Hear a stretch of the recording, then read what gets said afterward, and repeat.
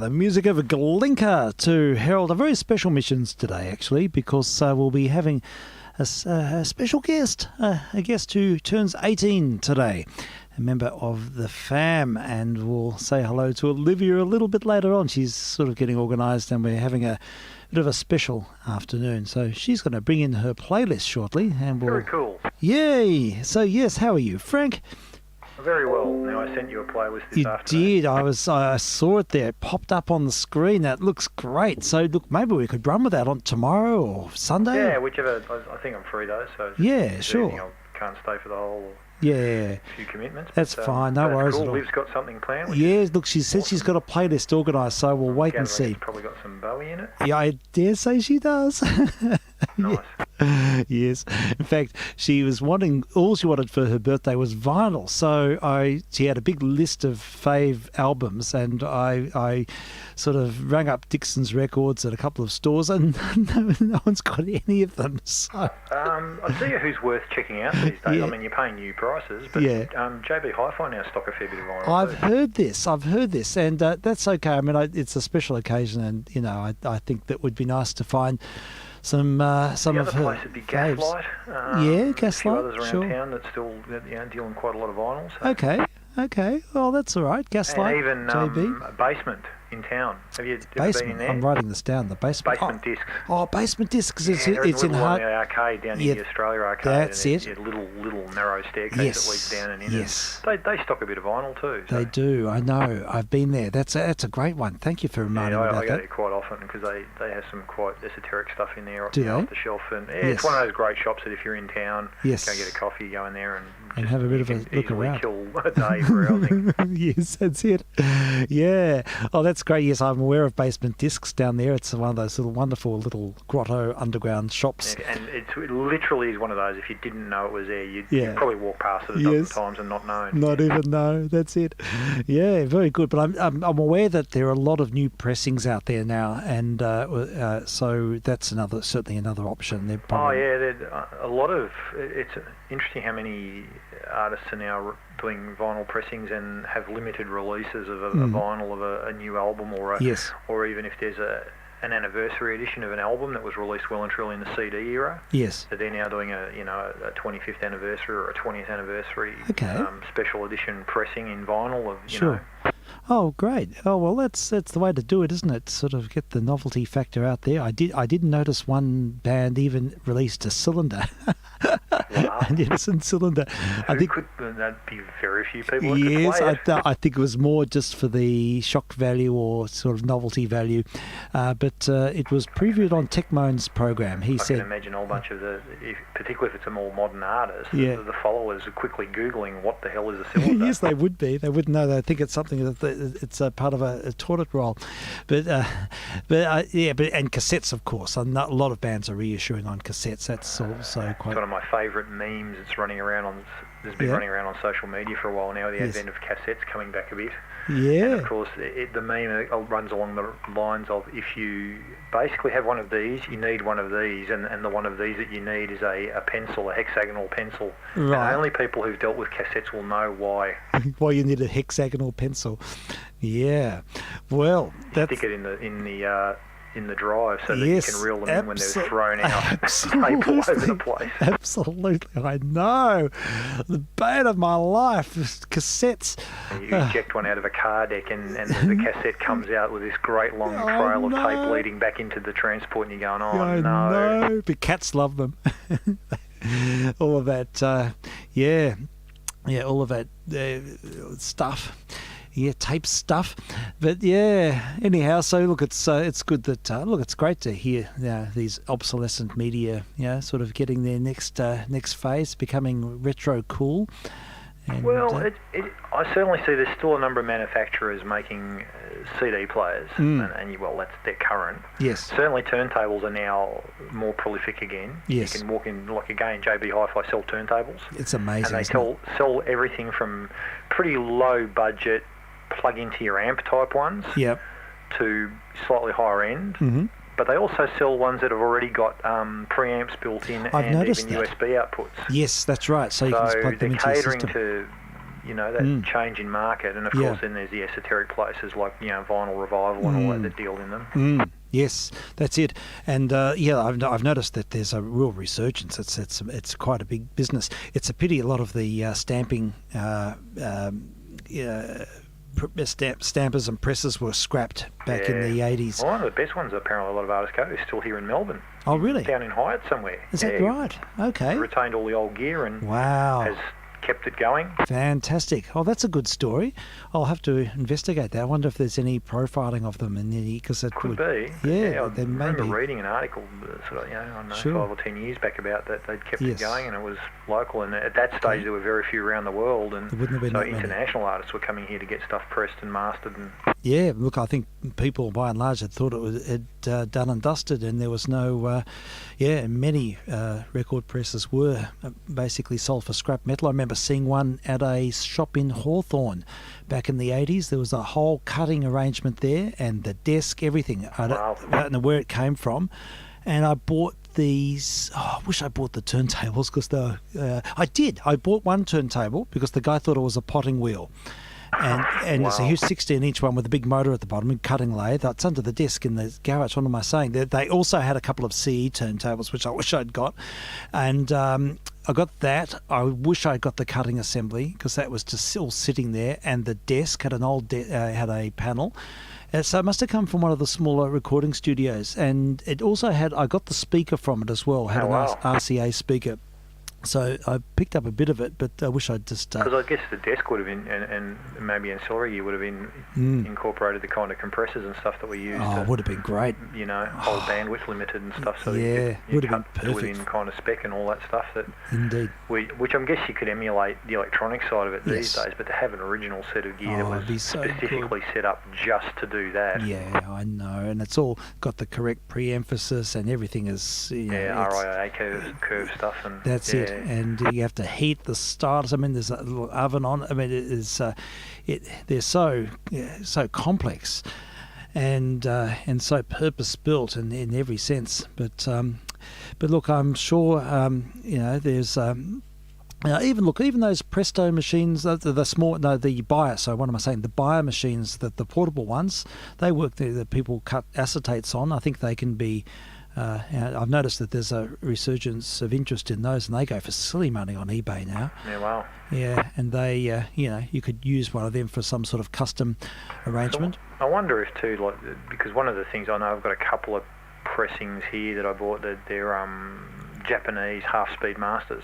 Oh yes. Of a couple of early Iron Maiden albums that I found at one of the shops here, and and they were all the rage for a while too, as being the epitome of quality. Yes. Because of cutting at a lower speed for a higher speed gave you greater accuracy or something. I'm guessing. I don't know. But sure. I certainly haven't played them very much for that reason. I can appreciate that. Yeah. No, they'd be very special. Yeah, and look, even open reel tape. You just look up the price of second-hand tapes on even just really crap tapes like Irish tapes and Tandy tapes and things like that. People still are paying silly money for some of those. Is anyone still producing quarter-inch reel-to-reel tape new? Quantity, was it Quantity? Oh, Quantity, yeah, yes. I know the company. Yes. So you can still buy new tape. I think you can. I think there is still a niche market for it. Yeah, that would be the big issue, and because that's the other problem, really old tape. It could be well past its use by date. Oh, look, a lot of it is viability. And a lot of it's got that dreadful problem of tape squeal and the emulsifier leaking out, and even shedding. That the mag layers become so thin and almost won't retain much. No, that's it. No, they deteriorate very obviously. So I don't know what people. I think people enjoy sort of the retro vibe, even if they don't really engage with the technology actively that much, just the sort of having a object art in the corner of the room. I still love the look of roll reel. A lot of those guys you've got, they're a great looking machine. They are. I'd love one of those. But just the look of playing something off that with the reels going around and the VU meters bouncing away, and there's something about it. There is something about it. Yes, they're a master touch of industrial design. Are the S-drive buyer machines and rollers and things. I remember when they still had the multi-track machines at work, in the control rooms. The 16-track and 24-track, big recorders, and fantastic. You watch when they were recording something on that, and you just all these VU meters and this great big huge tape going through, and these big open reels. That is awesome. It is awesome. It's got magnitude. It's got weight. It's got gravitas. Oh yeah. There's nothing like it. And they're big. Those enormous machines, those big old EMI machines as well. They're amazing. It's a whole big chapter in recording history. Well, even videotape, they had the old formats of 2-inch and 1-inch. And the 2-inch tape was kind of similar, obviously wouldn't have been the same tape, but similar to some of that big multi-track tape in terms of the look of it. It literally was 2-inch wide on huge reels. And the way those machines ran, they could only play back at normal speed. Record and play back, that's it, because they were quadrature. They had the head scanner was at right angles to the tape. I see. And had 4 heads, and it spun at a rate, and then relied on, I think it striped 16 lines of a frame at a time, each head. Gosh. And, but the mechanics of those machines, the big one that they used to have had vacuum columns for the capstans, essentially. Right. So it would suck the tape into these vacuum columns. So it gave you an instant start, and you just see how the tape would take up in the vacuum column to compensate for the lack of speed until it got going, and then the column would pull it slowly back out to its median length. And they're amazing. You just, as a mechanical device, you look at what was going on and think, how do you get that to work? Yeah, astonishing. Absolutely astonishing to think that they thought that, and of course it meant that the tapes wouldn't fatigue because you'd have the lag. Yeah. So effectively the tapes would last to their, Yeah, and these tapes were protected from, they weren't going around a physical roller in that sense, so they weren't getting stretched on big takeoffs and I think these machines would go in, be fully locked up in 300 milliseconds or something. It's pretty amazing. It is incredible. 70s type technology. Yeah, for sure. Yeah, no, that would have been most impressive to see in action, those big 2-inch tape machines. I remember I had a short tenure at Rip and Lee doing some library work, actually. I was the archival stuff. Yeah, some archival. I went through a point in the earlier on in my work life of thinking I'd be interested in exploring that field. So I organised, I did a course, and then that had a tenure at Rip and Lee for about 2 or 3 weeks. And what era was that? When was it? It must have been in the 90s. Oh wow, I would have been there. Yeah, you would have been. I probably saw you. And they had. I remember at that time they were digitising all the countdowns and. Oh, you would have been working with John Backman. Yeah, I think so. Yeah, because he was involved in all of that. He was one of our old senior videotape editors, guys, when I started as a trainee, and he kind of left, but he was brought back specifically for that project. Okay, how interesting. Yes, I met them. I was more involved in the describing, descriptors, filing, But they gave me experience in all these areas, and I just all those old tapes had the old trans sheets in them, so you would have that detail of when it was recorded. You know, had segments, what was on it, supposedly if it matched. But the sad thing was that they were transcribing and then throwing the original tapes out. Yeah, a lot of the original countdowns were lost. They were re-recorded over. Right. Well, they recycled the tapes. Yeah, as they did. And they managed to recover a whole bunch of them from all sorts of other media, but quality drop. It's a real shame, because they used to. There was a thought process in that era where they would literally drop. Once tapes had gone to air, masters that go, right, I'll put it back on the recycle shelf and bulk erase and reuse them. What? That's it. Lack of foresight. Well, I suppose it was a financial thing. Tape would have been expensive, and it was. But we used to use so much of it. I mean, I'd shudder to think how much that place, bought in a year. Yes. The amount. I mean, I've got reels of 1-inch and 2-inch tape here. Yeah. There's some stuff that's throwing out. I just kept it for sort of posterity. And Do you know what's on it? Tape, you run it out because it's quite strong. I thought, I wonder if you could actually attach to this and kind of get it to go as an antenna, as a cheap, because there's literally hundreds and hundreds and hundreds of metres on every reel. Yes. And have your tapes been bulk erased? You never know what might be. Some of them not. There's the odd. I must go out and have a look. I'm pretty sure there might be the odd countdown one out there. Oh my goodness! On 1-inch, I think. Oh my goodness! Well, there you go. That's rather special. Yeah, but and look, I know. One of the guys that used to work with us, he's actually got. I don't know if he's got 1-inch, but he's got a functioning 2-inch machine. Oh, okay. An AVR2. Wow. Gosh. But I know where he must have a bit of space.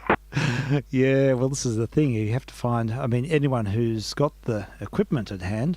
Yeah, they'd be into. Well, I don't know how much. There's a guy who's he runs a museum down on the peninsula somewhere. Okay. A TV museum, and he's got a lot of stuff there that's been donated to him. And in fact, I've got a machine there. I've got it came out of somewhere. It was one of the broadcasters here. It was literally being skipped. Okay. And it's a D2 machine, which is a digital tape. Yep.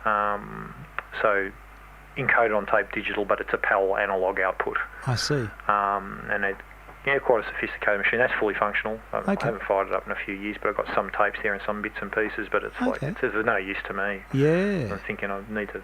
Yeah. I know people who know this guy. I've got to get in contact with him. Yeah. Hey, would you like one of these? Well, that's it. He'd probably be really happy to have it. And if someone's with a TV museum, gosh, you just need to have a bit of real estate to house all that stuff. Oh, it's the size of a washing machine. Wow. It's a full-blown, probably, metre high by, gosh, sort of 3/4 of a metre deep by, 3/4 of a metre wide. It's got, normally, if it's set up in a studio or a channel, it'd have all of the machines had compressed air up to them. Right. Filtered compressed air for the bearings, because they ran air bearings. Okay. Wow. But they have an internal air generator, so this one can run standalone just on a 240 volt power. Goodness me. But a lot of the other machines used to have, you couldn't just run them. You needed to have, very clean compressed air up to them as well. Yeah. And maybe for the vacuum unit too. Yes, to help generate. Yeah. Because there's some of the setup, and even just installing these things was quite involved. Yeah, I wonder how many people could service them. They must have had service representatives in. I mean, there would have been people. Yeah, ours were done in house. A lot of it. Were they? So were they designed to be pretty adept at doing it? And that's where later years I had again from the same source as the D2. I scored an Ampex 1-inch machine, a fully functional VPR6, which was one of their later generation 1-inches. Yes. And they had a pair of those at Rip and Lee, and they were the last 2 1-inch machines they kept for that whole archival thing of transferring. So they're the ones I probably saw in action. And they, at that point, going back, I don't know, it was 10 or 15 years ago, they were having problems in that the machines were starting to become unserviceable, and they were struggling to keep them running. Yes. And I overheard a conversation, in the cafe one morning, a couple of maintenance guys who I knew, and I said, "Oh, do you want to VPR6 as a as a parts machine. Yeah. What do you mean? I said, I've got one at home. They looked at me, where'd you get that? I said, ask me no questions and I don't have to tell you any lies. But you're welcome to have it because it's just sitting in a shelf there. I've got manuals and extension cards and bits. Oh, my goodness. Okay. So, and they thought I was joking. So the next day I brought it in and said, you got a trolley? Well, I said, I've got a VPR6 for you. Oh, gee, how about that? Yeah, so they ratted that thing and I think they kept the 2 6s we had going for another few years out of Is that right, out of the one machine that you have? How about that? That's a fantastic story. Well, it just goes to show you can never, be too expeditious with these things. It's a... You saved the day. Otherwise, maybe we wouldn't have had so much digital. They would have got to a point. I mean, look, there's outside facilities they could do it, but I guess whilst they could still transfer stuff in-house, it was preferable. Well, and also you've got to weigh up the expense and the practicality. And that's the problem. There's the ongoing cost of trying to keep these things running now. That's it. It gets to a point where probably things are rationalised against. I mean, I think archives are up against this all the time. What do they keep? What's their triage? And the time, cost, maintenance. There was a young woman who's a camera operator, a very good camera operator, who I think she saw the writing on the wall though in terms of opportunities within the industry and going forward, the way work was going. Yes. And so she's freelance and was highly sought after and did lots of work, but she knew that this probably, in terms of a long-term future, this is going to get harder and harder. Yes. So she studied tertiary study while she was working freelance. Okay. In archival systems and all that stuff, and her speciality was looking at, retaining old data and how do you keep data valid and move it forward into new media and backwards compatible. So it was great because she was coming in and doing work with us, and so I had some great conversations with her about all of that stuff, and she ended up writing a paper about it and went to deliver something on it overseas as well. So she's incredibly relevant. Doing that full time now. That's her gig now, looking at transitioning data from old formats to new and what's the best way to keep it alive and keep it for the long term. Well, I hasten to say that it's probably digital formats are struggling most with some backwards compatibility systems. There are so many different formats in the early ages of digital encryption. So, you remember Og Valbus and things like that? It's I know there are so many, just audio formats even that are. That's right. But I guess the good thing about any relatively modern digital format is that as long as you've got something that can read the media, so let's say it's on computer memory, be it a disk, be it a USB stick or whatever. At least you can generally emulate that stuff in software. That's true. Whereas with some of the old analog formats, literally the only way to play it was on the machine that was designed to play it. Yeah, that's it. Yeah, the nature of the beast. That in itself is... I did read an article a number of years once, they're talking about LPs and the possibility of scanning LPs with a laser. I've heard that that's been done. Yeah. There are a number of descriptions of that process. It's incredibly expensive, and so the level of precision is not something that sort of falls into the domestic domain. And I from what I've heard of them doing it with cylinders and things like that, or some of I think they did that with some of the early tin foil cylinders made in the 1870s. Yeah, okay. Yeah, they were able to sort of effectively photocopy them. Yeah, which would be at least for keeping the data and getting it into the digital domain. That's it. So that it can be done in a sort of a very specific way. But yes, as for laser reading, I believe it's been done. I believe it does work. But it's just full of complexity and highly calibrated machines. But I guess with old stuff that's incredibly valuable and where the original material is quite fragile, it's probably not a bad way to go because it's a non-contact, it's a non-destructive. Whereas a typical replay of any disc or cylinder is partially destructive as you play it. Oh, it is. By its very nature, it is. That's right. It is. It'll eventually destruct, although they're astonishingly robust, some of these old recordings. But that's why I'm amazed at some of the stuff that you play in the age of it. And you don't know how many passes it's had, some of it, but geez, it stands up well when you consider there's stuff there now that's over 100 years old. Well over 100 years old. And it's still playable. And you'd argue there's many of the more modern digital formats, be they, say CDs or stuff and tapes that just won't do that. Yeah, no, it's fascinating. Yes, it's always a sad reality when you see the mold take over a cylinder or build-ups and grooves and things like that, and you know that it's on the way out. But look, more than often they do play back remarkably well, and they've endured well over 100 years of storage and sometimes very rough treatment. And they still come up with the goods. It's fascinating. So the question is whether our less seemingly more robust, seemingly recordings from our time, whether they'll be in the same ballpark in 100 years' time. Yes. That's the big question. Well, it's going to be, for the data archivists now that can that's right. keep it going onto whatever new media we end up using, and in a format that's accessible or usable. Yeah, I've got a whole stack. I've got a RAID 5 system inside, but it's probably 15 years old now. So I really should be thinking of upgrading it, because that's quite old for a 4-bay system. I mean, even I back up a lot of stuff just purely with I'd buy the because they're relatively cheap now. The large brick type USB drives. Yes. And so I've got any media that I make sure I want to keep, like photographs and music and whatever. Sure. I just keep them across multiple of those. And the great thing is they don't get a lot of use. They're only literally run up to write stuff to or to pull something off occasionally. Sure. Then they sit there idle, and generally I have more than one for each thing, so there's a little bit like if one failed, well, you've always got the other one, then you can copy it to a new one, and so that makes sense. And theoretically you could do multiples, and do the old thing of have them at separate locations as well, so that that's right. I've done something that happened to a property, you wouldn't lose the lot. Indeed, that's probably the most. The best thing you can do is actually have some things stored off site.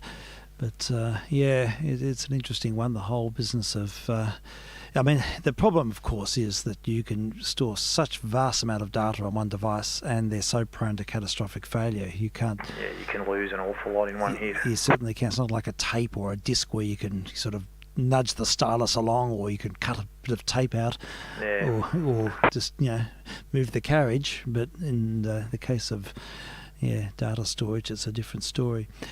Yeah, but interesting things. All right. Well, look, I might go and see what's happening inside, because I know Olivia said she told me more than once that she wants to come out here and put her playlist on, and I know that she had to dash out down the street, and there's a few things going on, so I might just find out what the lie of the land is. Well, likewise, I need to quickly go and get something from down the street, I think, too, so I'll be in sort of listens, but in and out. Sure, no worries. Well, you feel free to drop in into the chat when Liv comes along, and we'll look forward very much to a Jeff Beck special tomorrow. That'd be great. I've got to compare notes with her about Moonage Daydream. Okay. Yes, indeed. That's right. That was a recent happening, and you both saw it. Okay, well, look, what I might do, I might put a couple of recordings courtesy of Prosert of Annette Hanshaw. She was sort of a torch singer in the 20s, had a beautiful voice, and she sort of adapted well to syncopated styles, and but there's a couple up here, and they are really quite. What era? 1929. Okay. Yeah. She was the big cheese in the 20s. She sort of pioneered that very intimate style of singing. Most singers in that era, prior to her, and prior to people like her and Bing Crosby, who developed the close mic technique, earlier singers were used to stage presentation and the old projection methodology, hit the back of the room. That's it, exactly. So they're much more a part of that tradition. So the microphone being the new thing, and it meant that singers could develop this very intimate style of presentation, and she was one of the very first who did that, and she became phenomenally successful. Yeah, wow. And for a short period then she just thought she'd had enough of Hollywood, and had enough of making records, and to settle down into normality and had a long life. But most of her big hits were in the 1920s. So we'll just play a couple of Annette Hanshaw's records from that year 1929 on Velvet Tone 78s, courtesy of Prosuit. So thanks, Frank, and we'll feel free to pop in again if I can get Livia involved. We'll see how we go. We'll do if I'm able to get up. Okay. Cool. Right. vk3sl, vk3p listens. Okay, let's have a listen to Annette Hanshaw.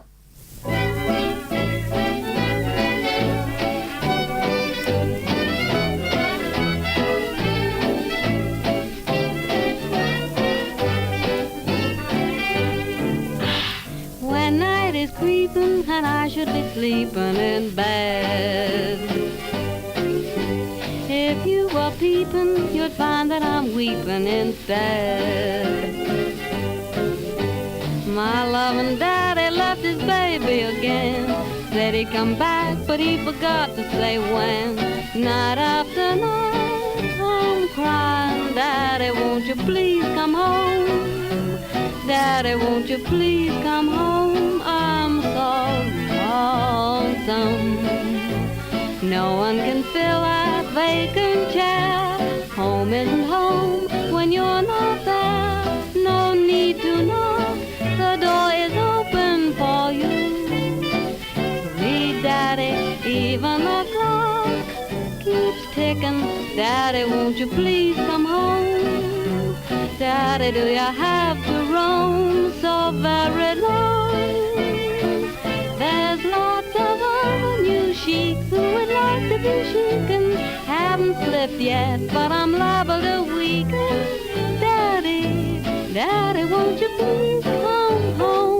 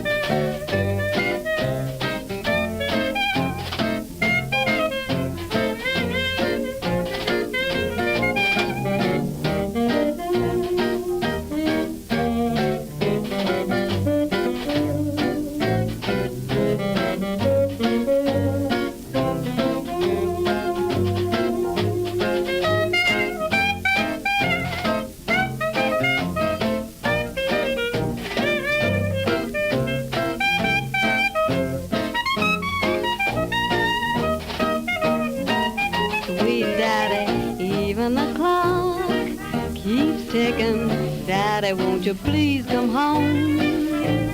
Daddy, do you have to roam so very long? There's lots of other new sheiks who would like to be chic and haven't slipped yet, but I'm liable to weaken. Daddy, Daddy, won't you please come home? That's all.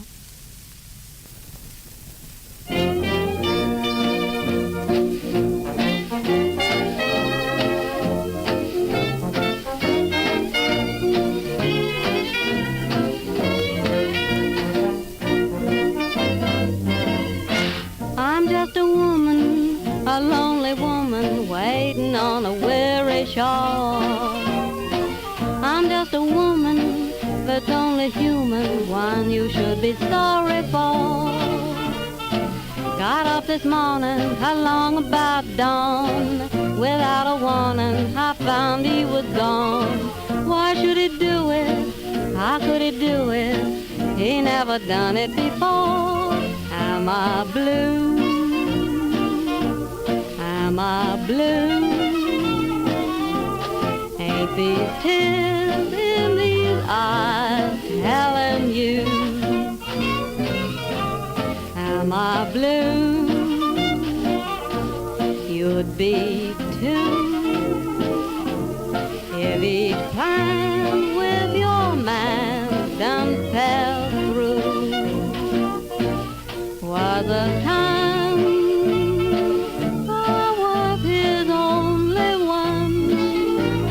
but now I'm the sad and lonely one. Lord, it was I gay to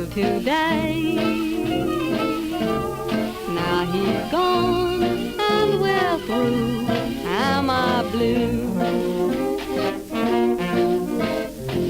He's in Chicago, he's in Chicago, and I'm down here in Birmingham, trying to get the money to get to see my honey. I am, indeed I am, with the blues in my heart. How my shoes want to stop, but I'm in a jam. As blue as the sky blue, you're wondering why to these tears in these eyes, telling you no one feels like I do. Boo, boo, boo, hoo. Each plan with my man done fell through. Was a time I was his only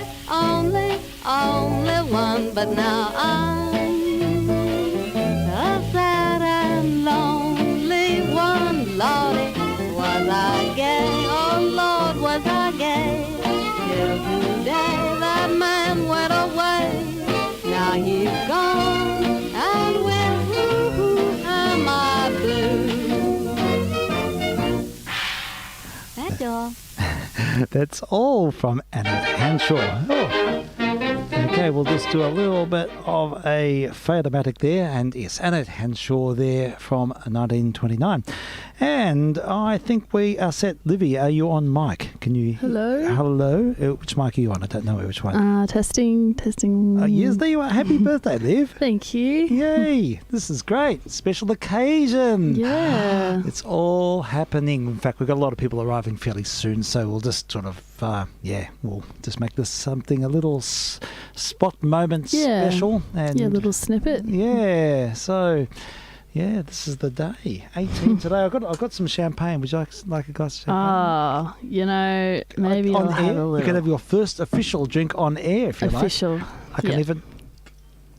Oh, can There you you hear go. that? There you go. ASMR. Here we go. Glass of champagne, especially Thank for you. 18-year-old. Yeah. All right. Well, look, I've been chatting to Frank, and he said he'd be keen to have a talk with you about Bowie and about your IMAX experience. Yeah. So maybe at some point. I think Frank, this is a little bit loud. is it? No, it's not loud. Oh, Okay. it might be that your monitoring level's a bit high, but I'll just lean back a little bit. Yeah. No, you're actually okay on the thing, but it just might be a bit loud through the cans. I'm so down to see it again. So Okay, is it still going? I assume it is limited. Okay.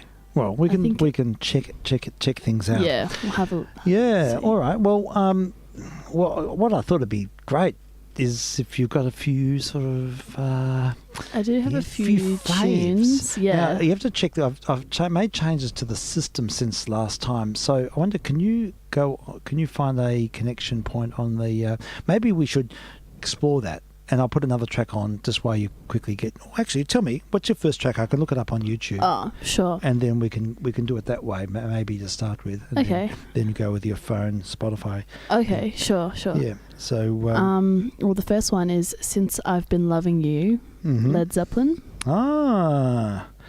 Okay. What's the inspiration here? I don't know. Just a good tune. I just heard it again today, and I was like, "Yep."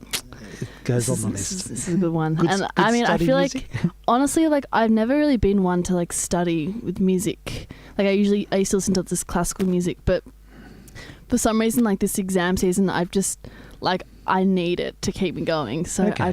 I found all this new music through, like just hours of just, like, studying or trying to. Yeah. But, yeah, so it's actually been really good. So. Yeah, sure. That's great. But I mean, probably not good, for the exam because I can't exactly just like blast Radiohead. But you'll be able to but, write all sorts of incidental comments about Led Zeppelin and David Bowie. Yeah, and it'll probably be exam. like subconsciously, like it'll just be like. You'll be on the trip. Yeah. Overqualified for the School of Rock. Yes, that's right. Happy birthday, Liv. Thank you. Yeah. So do you want to quickly exchange some Bowie anecdotes? Because Frank's also seen the David Bowie special at IMAX. Oh, how did you like it? I enjoyed it because I wouldn't class myself as a big Bowie fan, but I've always admired his work, and it was because of a friend that I know that said, "Oh, can you get tickets?" when I made her aware that it was on, and I really enjoyed it because I love the fact that they used existing voice grabs of him and stuff to tell the story, so it was literally him telling his own story. Yeah, definitely. And it was like, I mean, it just focused on his, like, artistic... Yeah, him challenging himself all the time. He was never comfortable to sort of rest in his zone. Once he felt that he'd done something, he kind of wanted to move on and push the boundaries all the time. Yeah. That was really exciting to watch, I guess. And it was like, I mean, it was pretty chronological, I think. So it was like a journey, really, of his, I don't know, his, like, artistry through... Yeah, I think so. And I look at it from a filmmaker's perspective, having been involved in that industry, and I just look at the amount of material they would have had to have worked through to put that together. Yeah. It would have been an astonishing process of editing to do it. Yeah, definitely. Yeah, it was very overwhelming as well, like sensory overload. Yeah, and particularly IMAX too, because the audio system in there is loud. Like, it really is, you know, it's probably at the upper threshold of what you can stand comfortably. So it's and the screen's so big that it's certainly an experience. It's pretty well immersion. Yeah, definitely. So was the sort of video and audio quality consistent right throughout it?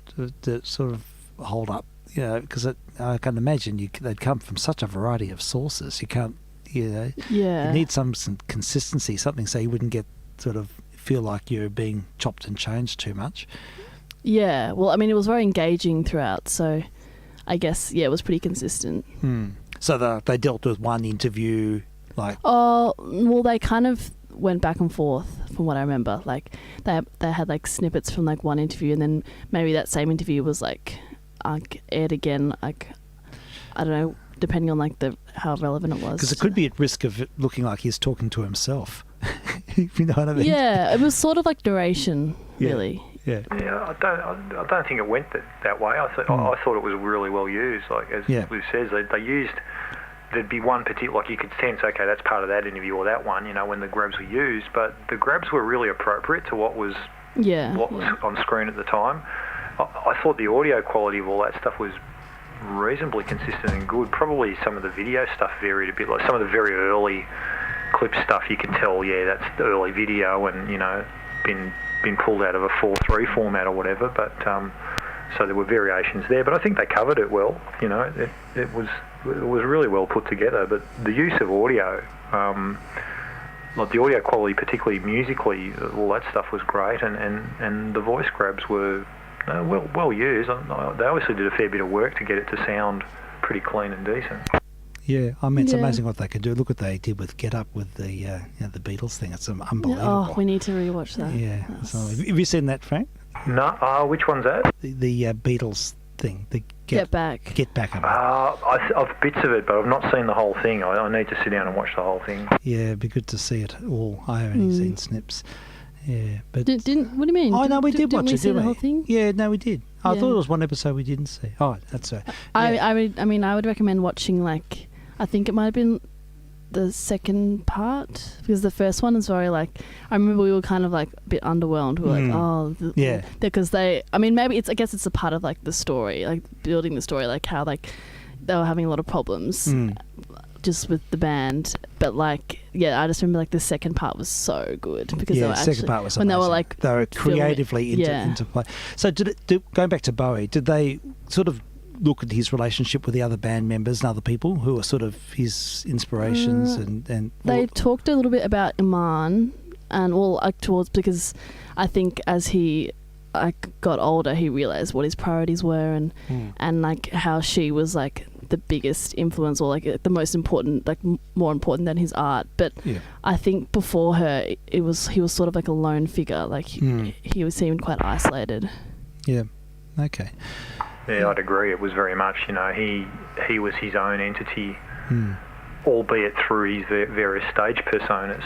Because that was the other thing about him, all of his various personas, be it, Ziggy Stardust or Major Tom. They were ways of him to perform to be comfortable on stage. You know, a persona that lived a particular span of his career or had a particular life, and then that ended and he moved on to another. And it was only in his later life, as Lou said when he met Iman, that he really looked at who he was and what he was doing. Because I think there was that grab in an interview, wasn't there, where he talked about the whole being in love and compromising anything that he did personally because of that. And early on he kind of was almost categorically said no way. Yeah. And then later in life with Iman, he totally went opposite and realised looking after his health, like he gave up a lot of the devices to, you know, clean up his act and look after his health, and his whole focus changed. Yeah, it's interesting. And did they look at much of his very early stuff when he was sort of is there much evidence of him filming, recorded him? They didn't get his like really early stuff. Was he involved with folk bands and things, or sort of rockabilly type? He was very folk oriented very early, because it was one. I remember reading something about him that some of the people that were producing and helping him in these early years as he was getting into that era of approaching the very early sort of Ziggy Stardust stuff, he predominantly played a 12-string acoustic guitar all the time, and that's what he wrote on. Okay. And so a lot of the stuff that he wrote had that very folky influence, and they were heavily saying, you need to get away from that thing, you need to start playing 6-string and playing more rock to, you know, and of course that was his comfortable space at the time, but he still features it on quite a number of things, but that he did move from that into the more, you know, rock experimentation, I guess. Yeah, fascinating stuff. Yeah, the whole evolution thing. I mean, he's such a chameleon and such a long life in the industry, and so long lives in the industry. And he was just like a prominent figure throughout. Like he was sort of always there, wasn't he? Sort of omnipresent. So he's one of these people who's never sort of faded in a sense. But I guess that's, I mean, because he was able to just recreate himself, that you know, the audience always loved him. Just that's good. Oh well, that's the big. We should probably play. Should we start with some? Maybe we should. What haven't I played? Yeah, you've been playing a lot of Bowie. It doesn't matter. We can play stuff again. Have you got a particular? Is there one on your playlist for today? Any Bowie? Not today, actually. Well, we could just start with a Bowie and try it. I need to try and think of one that I haven't played. Oh, you can. Doesn't matter. Is there a sort of a something that makes you feel 18 years young? Maybe let's play Soul Love. Soul Love with David Bowie.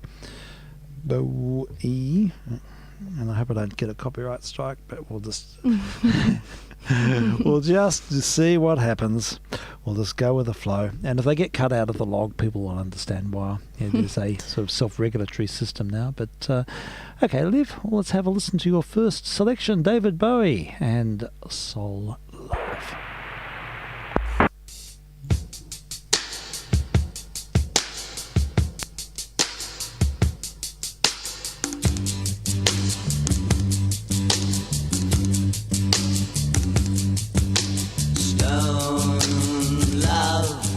She kneels before the grave, a brave son who gave his life to save a slogan that hovers between the headstone and her eyes, for they penetrate her grieving.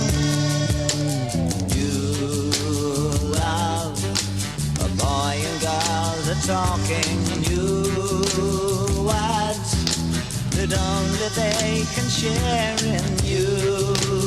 A love so strong it tears their hearts to sleep through the fleeting hours of morning. Love is careless, it is choosing, sweeping over cross and daily. Love descends on those defenseless. Idiot love would spark confusion. Inspirations have I none, just a touch of flaming dove.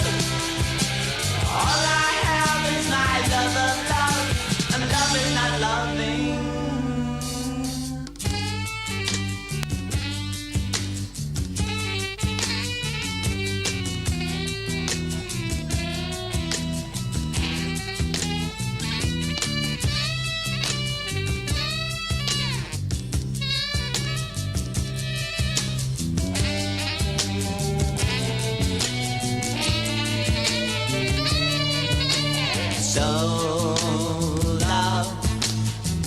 the taste, the word untold of love.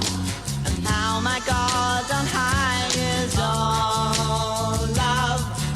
The reaching up my loneliness evolves by the blindness that surrounds him. Love is careless in its choosing, sweeping over, crossing, baby. Love descends on those defenseless. Idiot love puts form of fusion. Inspirations have I none, just the touch, the flame and go. All I have is my love of love, and love is not loving.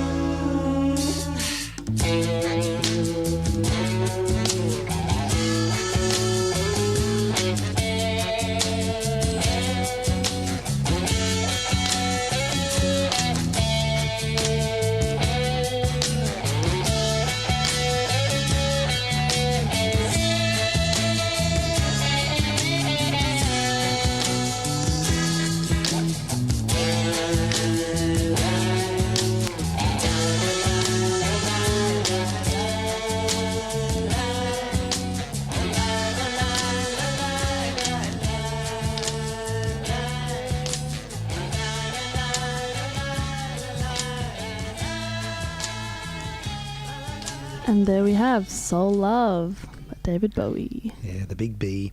Yeah, well, it was good to get another perspective on that event.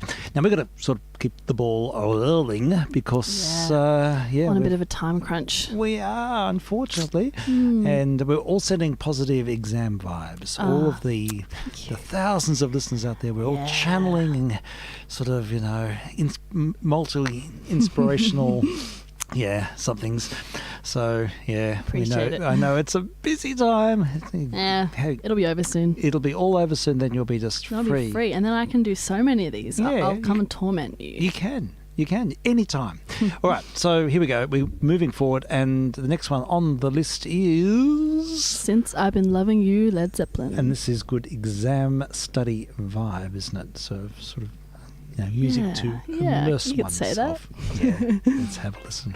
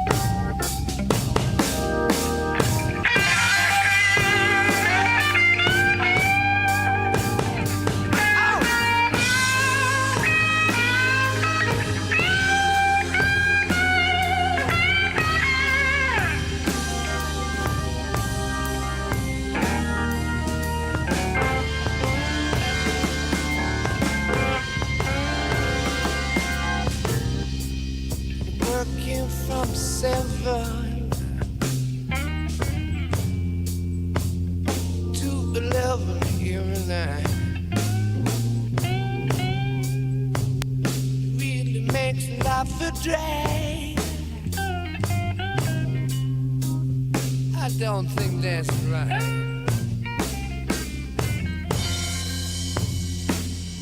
I've really been the best of food. What I could, yeah. Of course I love you, baby. How I love you, darling. How I love you, baby. My love, little girl. Baby, since I've been loving you, yeah. I'm about to lose my war and mind.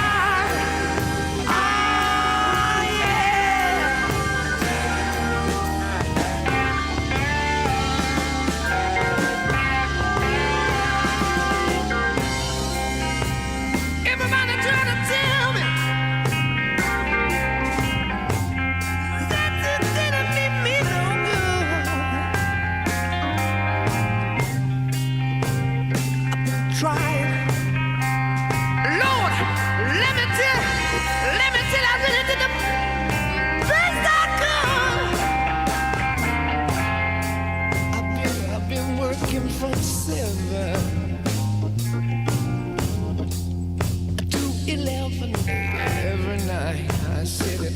make some love for drag, drag, drag, drag.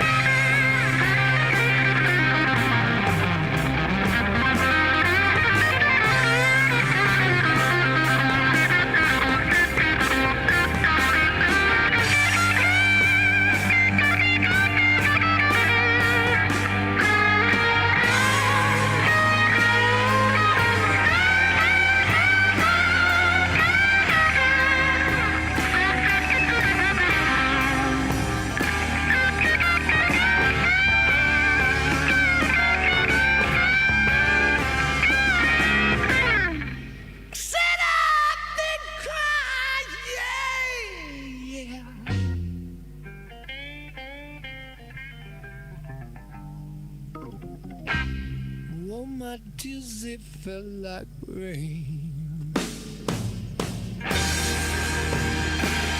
Don't you hear that? Don't you hear the falling? Don't you hear it? Don't you hear the falling?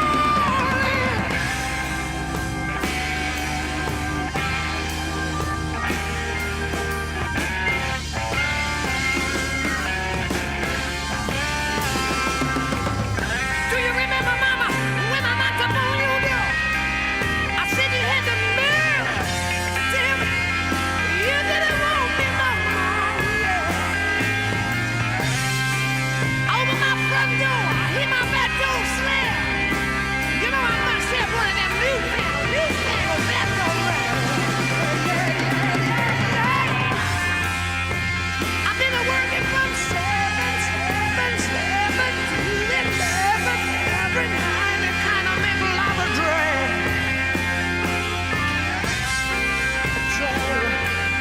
Drag.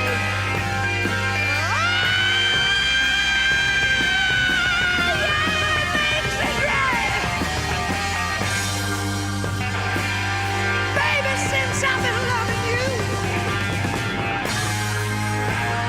I'm about to lose. I'm about to lose my whole mind.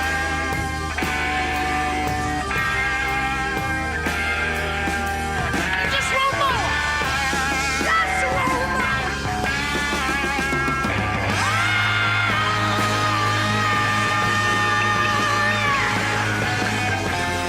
Since I've been loving you, I wanna lose my whole mind.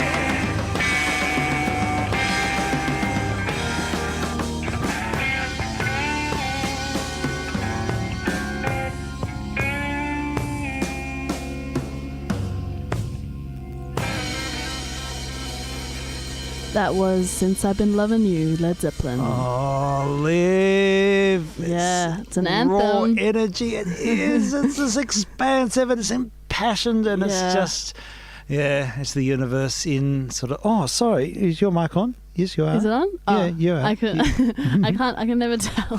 No, you're on. You're on. Oh, it's Yeah. incredible. That is just got such a fantastic raw energy and flavour. And if you just turn up the volume all the way up, and it's just like blasting in my ears, and it's just I'm not even. So you listen on to this that while you're planet. studying philosophy, do you?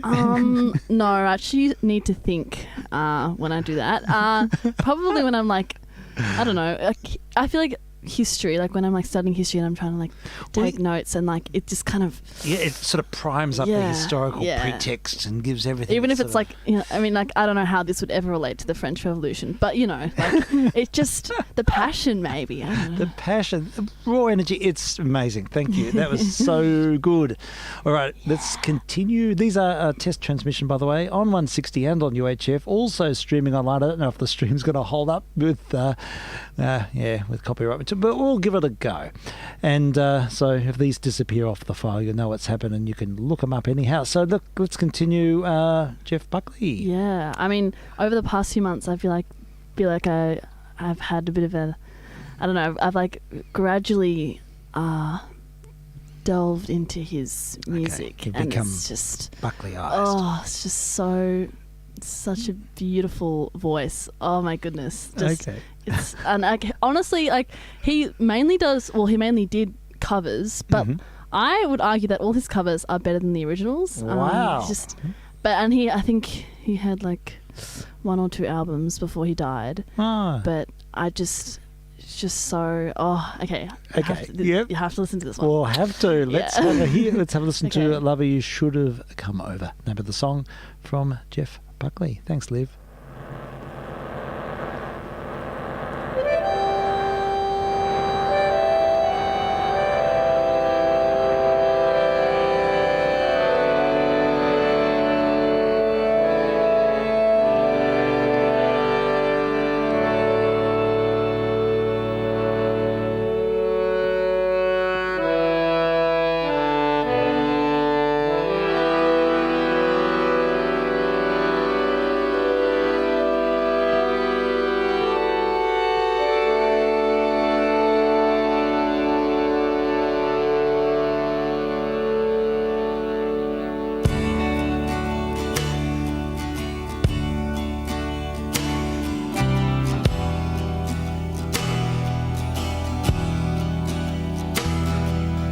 Looking out the door, I see the rain fall upon the funeral mourners, parading in a wake of sad relations as their shoes fill up with water.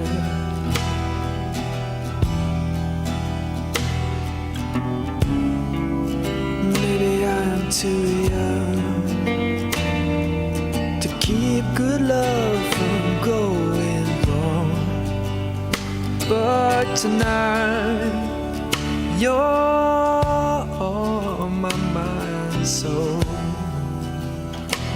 You never know, broken down and hungry for your love, with no way to feed it. Where are you tonight, child? You know how much I need it.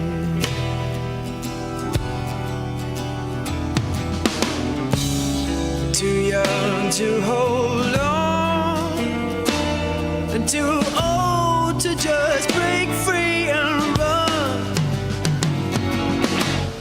Sometimes a man gets carried away when he feels like should be having his fun, but much too blind to see the damage he's done.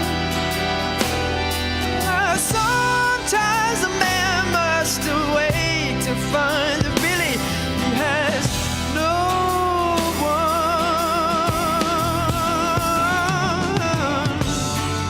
So I wait for you, and I'll burn. Will I ever see your sweet return? Oh, will I ever learn? Oh, lover, should have come over. See, it's not too late.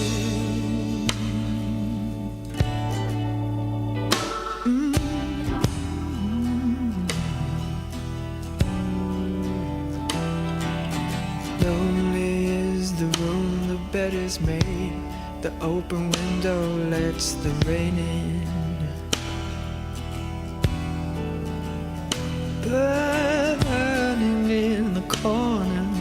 the only one who dreams he had you with him.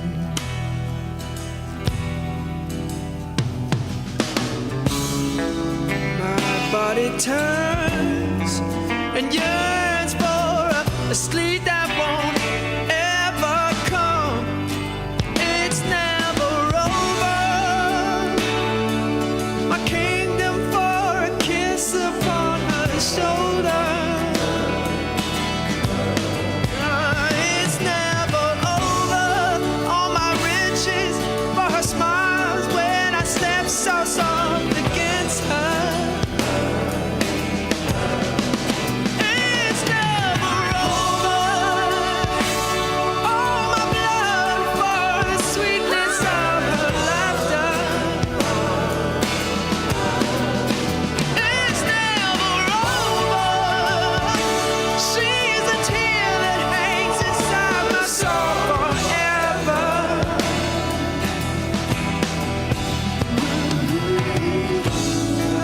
But maybe I'm just too young to keep good love from going wrong.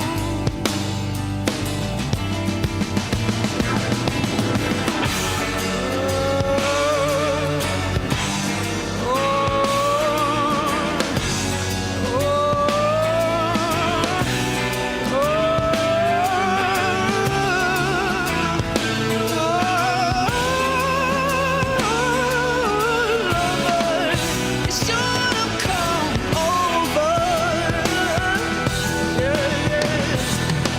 Yes, I feel too young to hold on. I'm much too old to break free and run.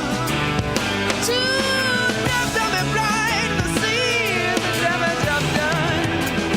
Sweet lover, you should have come over. All over the way for you, lover, lover, love, love, love, love, love,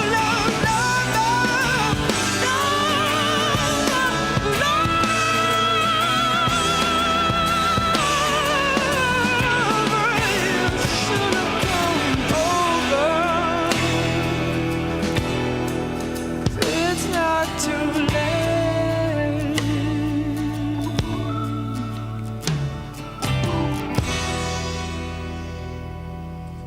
That was Lover, You Should Have Come Over, Jeff Buckley.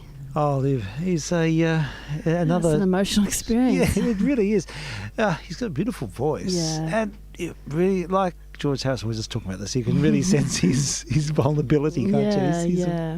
His humanness. There's a humanity. So about raw. him. Yeah. Mm. Oh, magnificent. It's great to hear. I hadn't heard it before, any of his music before. And you say he did a lot of covers. Yes, yeah. Okay. Yeah. I think we should definitely Do do a it. special. Do a Jeff Buckley special. Yeah. I'm all for it, Liv. Yes. We'll do it. We'll There put might it- be a few tears shed. Yes. Oh, well, we can cope with that. But there's something heart-wrenching. Yeah. Yay. Oh, gosh. All right. We'll keep moving. And the next one is a Radiohead track. Yeah. So what's the Radiohead sort of I've never background? really, I've like never been that into like, I don't know, 90s like, I don't know, like grunge, if you will. Yep. But like, I don't know, just the past few weeks, I like just so good. I don't know, it's like a switch flipped and I was like, okay, this is so good. And it's really, I find it's really good for studying, like Radiohead especially. I don't know why. I think the sound is just so full that it allows me to concentrate. So, Okay. but yeah, this one that is. sounds like a contradiction in terms, but go on. Yeah, I believe you. So this one is, I don't know, you'll see. Yeah, This one's all right. Nude. Nude is the name of the song. Radiohead's the name of the band. This is vk3sl testing on 160 and on UHF. And by the way, Olivia's 18 today.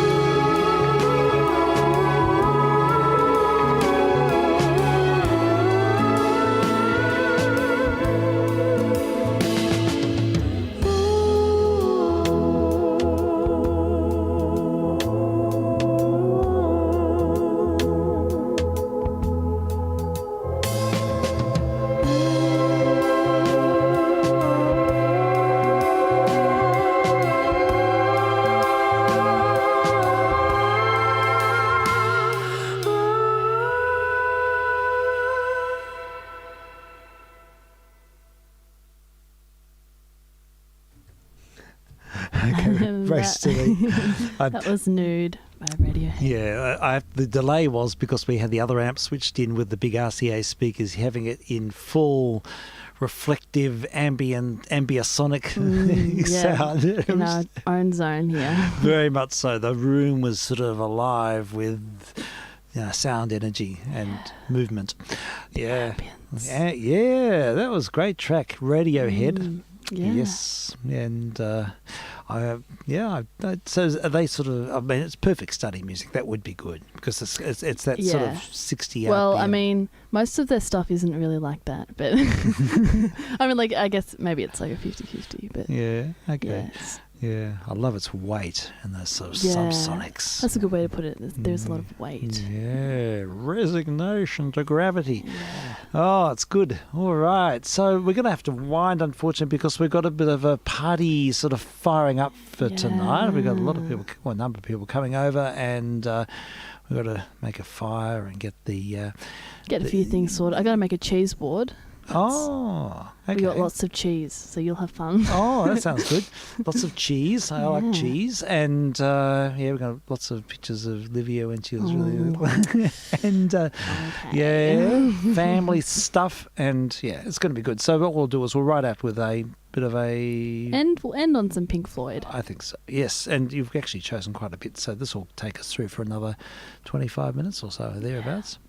Okay, so what have we got on the list?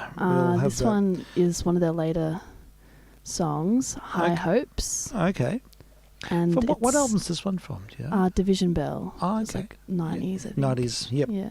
Sure. This is... this one's...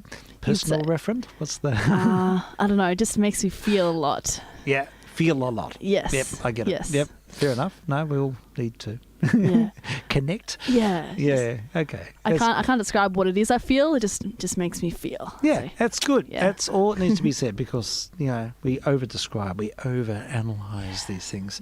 And sometimes it's good just to be. Be and feel good. So we'll play this and then we'll follow on with what? With Dogs. Dogs, okay. Yeah. Is that... that one's like a journey. And is it? Yeah. Okay. But it's Dogs. an enjoyable one, so... Yeah, good. And we wish you well next week and Thank and you. yes, exams. I'm sure the listener does as well. And it's good to catch up. Very special occasion, and it's historic, really, isn't it? Yeah. So have a great night, Liv. Yeah. Enjoy another glass of champagne or two. I might do that. Yes, and thanks to listeners. Thank you for listening through. We'll be back tonight later on. I'll be back at least doing something later at 11:30. Frank's not with us this weekend, and Mr. OP, other Frank, will be with me tomorrow, I think, at 5ish, all being well, and we'll do a Jeff Beck special then. So look forward to that. And we'll say thank you, Liv. Thank you. Thanks Happy for birthday. And now into the wonderful ambient world of Pink Floyd. Thanks, Liv. Cheers.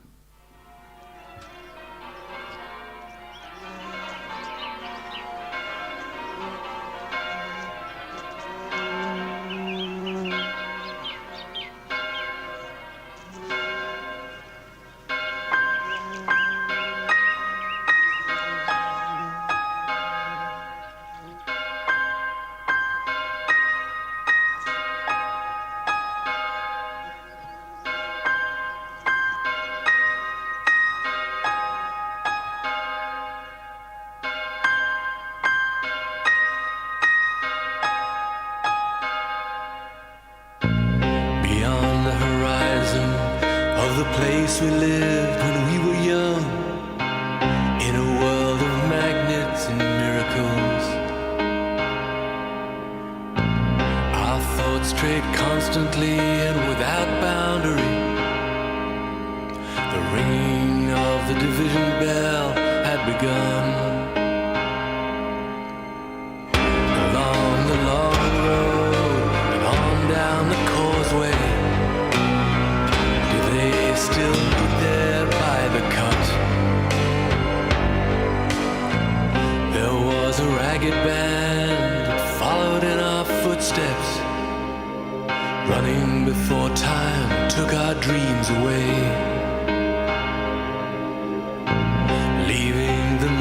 small creatures trying to tie us to the ground, to a life consumed by slow decay. The grass was greener, the light was brighter, with friends around us. The nights of wonder,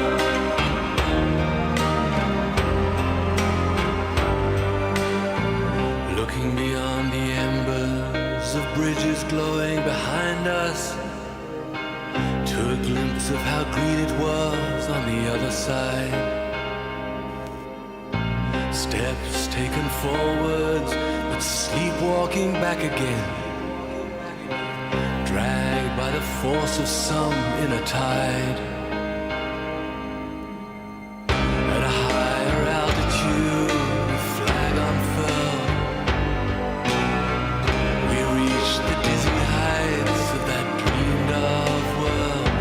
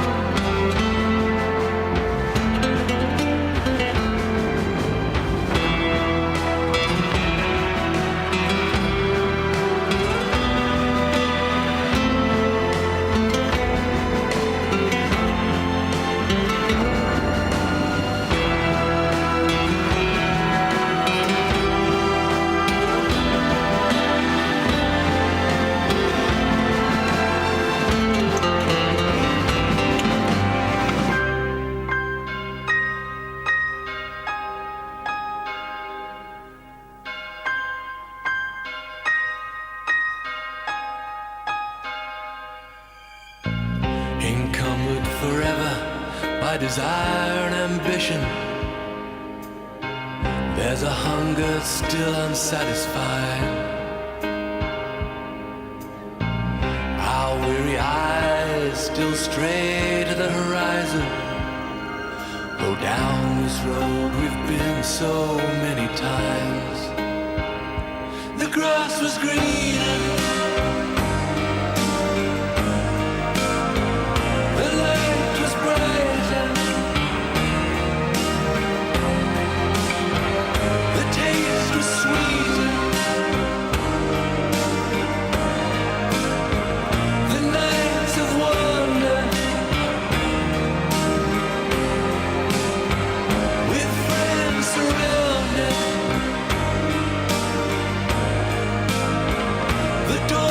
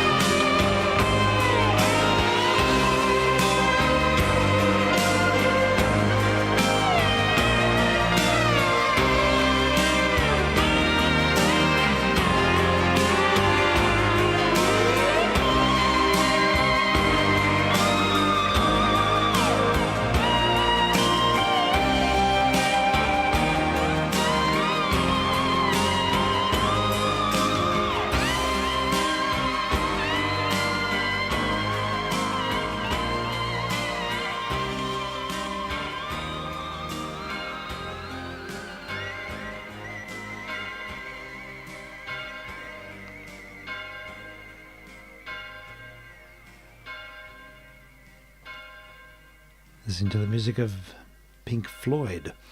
I'm vk3sl, testing on 160 and on UHF. We'll now follow on with another of Olivia's selections. Olivia turns 18 today and has put together a playlist.